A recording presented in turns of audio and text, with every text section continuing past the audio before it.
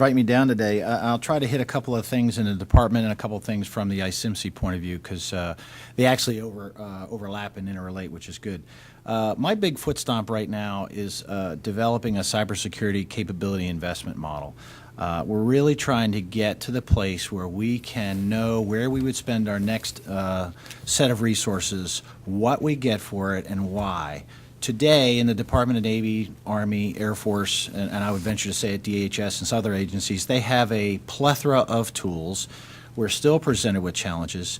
And so therefore, what would I spend my money on next and why? And can I justify it to my agency head, yes or no?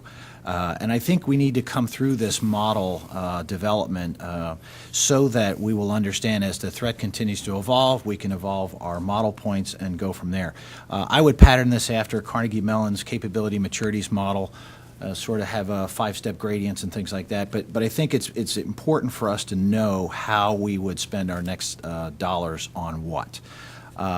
We're trying to consolidate footprint inside of Navy, and most agencies, as I know, are now trying to get a handle on and more centrally manage their infrastructures and then reduce that footprint.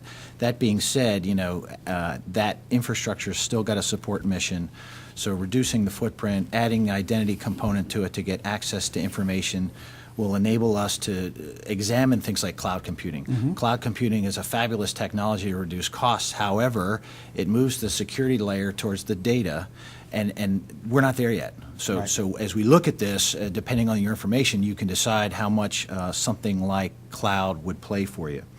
We're working really hard to build out the workforce. The cyber workforce is an important component here of how we move forward. Maintaining and refreshing and enhancing the skills of the workforce, very much necessary.